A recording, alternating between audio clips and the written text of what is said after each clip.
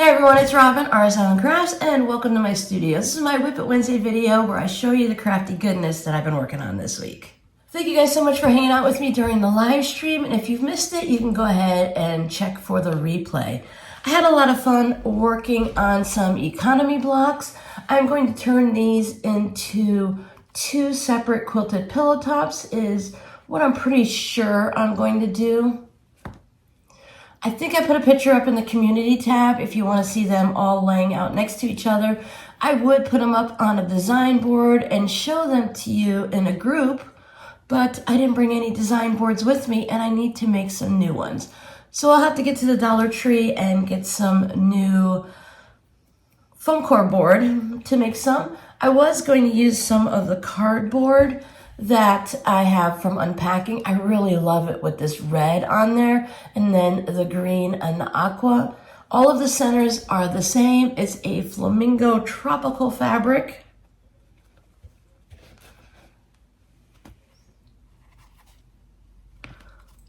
So I have 18 of them and I tried to mix up the outer color. I was short just a couple blocks of the outer color, so I used some more orange because I didn't use very much of that. So you can look forward to seeing these turned into a quilted pillow, and I might even be able to squeeze a little tutorial out on the type of pillow cover that I make.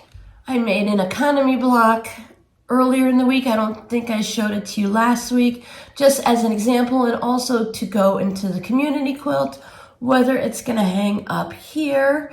I'm kind of leaning towards here in front of the bookcases just so that you can see it really easily and I won't have to do anything weird like if I put it in front of the doors or something like that. I can put it here, it will cover the shelves, make it look nice, and then I can also move it out of the way when I need to get into those scrap fabrics. I'm thinking along the lines of either just simply clamping it up there or putting a curtain rod up because they have the different versions with the pressure ones that you can just hook against the inside of a window. So I could hook it on the inside, even though they're two bookcases, I should be able to hook it on there and then just let it come on down. And of course, I will move all of this extra stuff because you can't see it, but I have not done anything in my unpacking since the last time we talked, just because I wanted to work a little bit on sewing and I wanted to relax at night and just try to get rid of this allergy mess.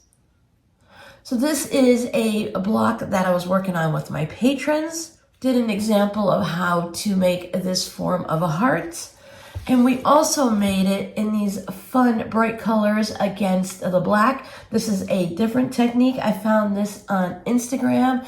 I will put the name of the Instagrammer right here, and it's at So Happy Mary, I believe. And then this is just one of the examples that could be made. So I have two zipper pouches that will be going into the shop after I hit them with the lit roller. They might even be in the shop now as you're watching this video. They both have gray zippers, and then I just used this gray fabric on the inside. I really love the bright colors against the black. This is how I used to make a lot of my quilts in the past, and I think they turn out really well. Always have to think about the thumbnail, right? I did create some quarter square triangles to use in the examples when I did the community quilt video on what would I'd like to have, what's a community quilt, what blocks we're making, and then the little extras that you can send in. So we're doing a 6.5 inch block on average, which is this one. But if you'd like, you can also make them a little bit larger if you need to for that center focus fabric, which I have the first two blocks that have been sent in. I'm posting these blocks over on my Patreon page so that you can click on them and zoom in and look at the fun colors. Like this witch here is knitting, and I love that there's little witch feet from the other ones just hanging out up top. And this is a fun cat one, and I think this fabric on the outside just goes wonderfully with it. Now these will be in the free section on Patreon, so anyone who wants to just click on over, you'll be able to see these. And with these two blocks, I also received this lovely fabric postcard. I love the little 3D type features or the little bit thicker features. This is some cork. These are some scraps of leather, and there's the golden flower, a little butterfly, and I want to say that this is a trail of the butterfly as it's going up on the fabric postcard. Fabric postcards are great because this fabric right here, I would say it's like ballerina fabric, a little bit silky, satiny type fabric. I would say probably a satin, I don't know. But it feels nice, it's nice and soft. And since these are just gonna go up on the wall and hang up as decorations or keep them in like a photo album or something like that, it's not gonna be washed all the time because of the backing. So you can spot clean them, of course, but this way you can put any kind of fabric you want on it. So you can use some of your fun scraps that you've picked up along the way or saved. And with fabric postcards, the last thing I worked on this week is just putting the borders on these fabric postcards that I made while still in Florida.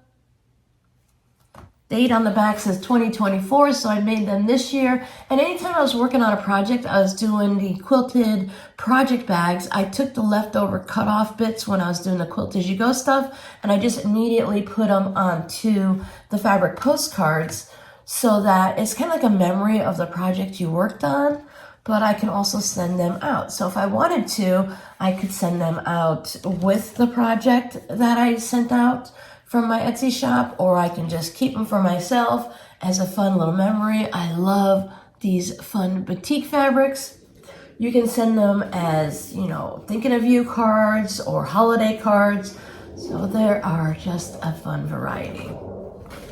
I haven't decided what I'm going to do with these yet, but I'm sure I'll come up with something fun. So your scrappy word for today is, well, it's kind of two words, make do. Do you ever make do? Do you take your leftover bits from other types of projects or things you might have found at a thrift store, cut apart clothes, and just make do? Just figure out a way to take something that is left over that would normally go into the trash can and make do with it and find a way to use it.